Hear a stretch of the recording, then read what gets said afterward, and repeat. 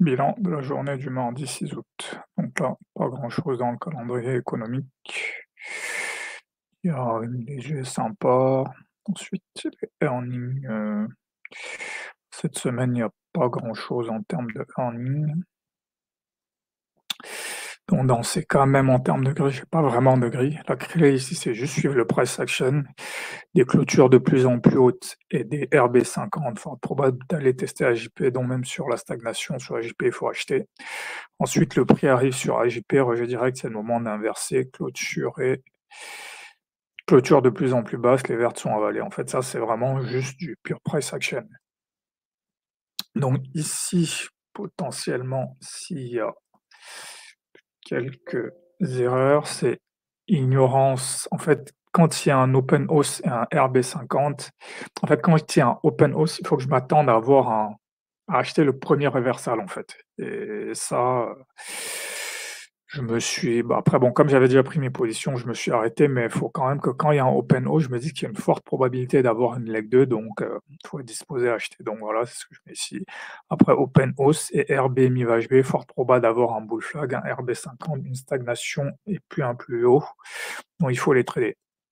Ensuite, le second point, c'est quand en fait on se met à stagner sur AJP, c'est souvent un signal que j'ai du mal à prendre, mais en fait quand j'ai un RB50, un rebond mi-VHB, si le prix se met à stagner sur AJP, il faut dire que là j'ai une forte proba d'avoir un RR, un test, donc là c'est aussi l'occasion d'acheter.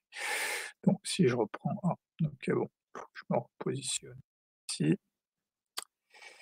donc voilà, ici j'ai pas de signal. Ici, j'achète directement parce que j'ai une convergence. Voilà, mes 3 indices sont convergents, le DXY baisse, donc là, j'attends pas trop, j'achète. Je peux rajouter ici. Ici, j'attends quand même. Là, je peux rajouter parce que là, je me dis qu'on va aller chercher AJP. Là, j'avance mon stop loss. Là, mes positions sont clôturées, donc je m'arrête. Donc, je me dis, bon, j'ai fait mes points, je m'arrête, mais ici, là, de toute façon, il est 17h30, donc j'aurais pas pris ce RB50 parce que c'est le moment de ma pause. Mais je pense que j'ai quand même une règle qui dit que quand j'ai un RB50, je peux arrêter ma pause. Donc ici, j'aurais dû rentrer ici parce que j'ai un RB50, rajouter ici parce qu'il devient très probable qu'on va aller chercher à JP. Donc pareil, je peux rajouter ici. Voilà, il y a d'abord cette phase de stagnation. Voilà. Est-ce que ça va breaker ou ça va aller plus haut? Là, vu le contexte, open hausse RB50, je dois me dire que là, on va aller chercher à JP. Ensuite, ici, quand il y a le break, là, je peux aussi continuer à acheter en me disant que je vais au moins avoir un RR de 1 jusqu'ici. Pareil, ici, dans cette phase de stagnation, je peux tenter, voilà, je peux tenter des achats ici en me disant qu'on va aller chercher AJP. Donc là, ici, on vient le chercher ici. Donc là, je pense qu'ici, j'aurais eu mes RR de 1. Je pense que j'aurais eu mes RR de 1. Et là, direct, dès qu'on teste AJP, la bougie qui testait avalée, on avale la bougie qui a tenté de faire le breakout. Pareil, ça, c'est un signal de vente. Maintenant, je le connais. Ici, sur tous les indices, là, en fait, c'est une journée assez simple. C'est convergent sur tous les indices, c'est la même chose, à peu près la même chose qui se passe. À partir de là, ici, à 20h45, j'aurais pu vendre. Bon, après 21h, je ne traite plus. Mais voilà, ici, ça peut continuer ici sans problème. Donc l'open hausse, je le traite bien. Ensuite, le RB50, je le traite pas parce que j'ai déjà pris mes points, mais j'aurais dû au moins reprendre quelques positions ici. Donc voilà.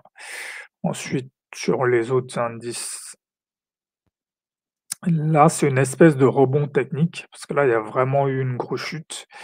Donc là, le marché reprend un peu ses esprits. Ça ne veut pas dire qu'on est reparti, parce que là, on est toujours sous les BJP. Donc voilà, bon, là, on est mardi. On a formé, voilà. On reste dans les mêmes, on reste dans les mêmes prix que lundi, en fait. Donc là, il y a pas vraiment de direction claire. Donc là, le Nasdaq. Donc sur le FTSE, il y a des entrées ici à l'open. À l'open, on baisse. Ensuite, il y a cette phase de stagnation, mais voilà, dès qu'il y a une rouge, on va plus bas. Dès qu'il y a une rouge, on va plus bas. Ici, il peut y avoir un moment de confusion. Je peux me dire qu'il y a un double bottom ici, mais quand cette bougie verte est retracée, il faut inverser et vendre ici pour aller chercher plus bas. Donc c'est la même chose, c'est globalement la même chose sur le Sur le DAX, ici, il y a un pendu à l'open. Ensuite, à partir d'ici, on peut se dire que là, on va aller compléter le pendu, donc vendre ici.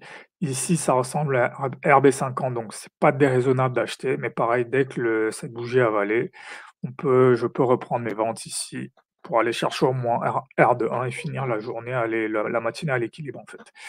Ça, voilà, c'est des moments où il faut accepter de rentrer et de sortir, en fait, c'est juste ça.